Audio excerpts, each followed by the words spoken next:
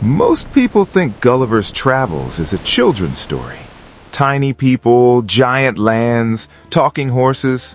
Cute, right? That's exactly what they wanted you to think.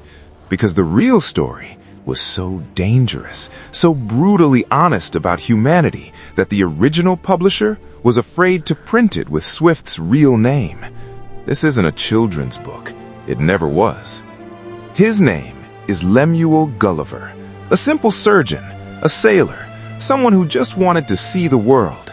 His first ship wrecked, and when he opened his eyes, he was pinned to the ground by 1,000 tiny threads, held down by an entire army of creatures the size of his finger. He had landed in Lilliput, and these tiny people had enormous problems. Wars fought over which end of an egg to crack open. Political parties divided by nothing more than the height of their shoe heels. Men stabbing each other in the back for positions that meant nothing. Gulliver watched them and laughed. He thought he was watching something small and ridiculous. He didn't realize he was watching a mirror. He escaped, went home, stayed 5 months, then left again. This time the sea took him to Brobdingnag, a land of giants.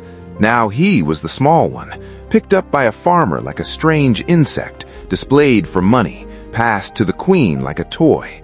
And when Gulliver proudly described England, its government, its armies, its greatness, the king of the giants looked down at him and said, "You must be a race of odious little vermin." Gulliver was furious. He didn't realize the king was simply seeing clearly.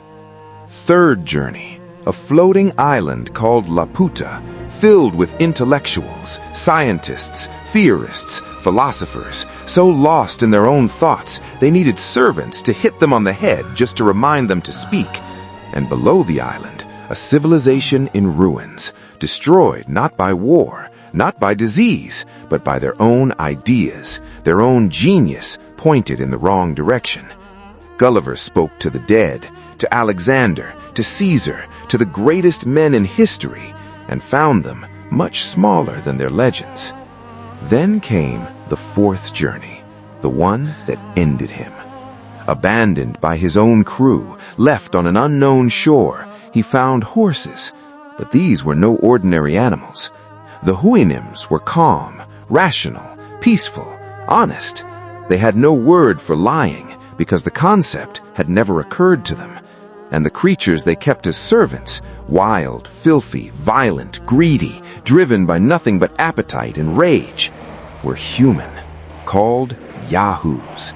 Gulliver stared at them in pure disgust.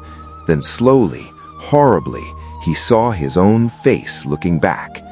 The horses sent him away, not cruelly, simply because he was one of them, and they were right. He sailed home, to his wife, to his children, to his own species, and he sat in the stable every day talking to horses, because horses reminded him of everything humans claimed to be, but weren't. Jonathan Swift wrote this in 1726, and every single word was aimed at us. 4 journeys, 4 mirrors, 1 verdict. We mock what we don't understand. We shrink what makes us feel small. We destroy with our own cleverness. And deep inside every one of us is a Yahoo pretending to be something more. The question isn't whether Swift was right. The question is, which part of Gulliver are you?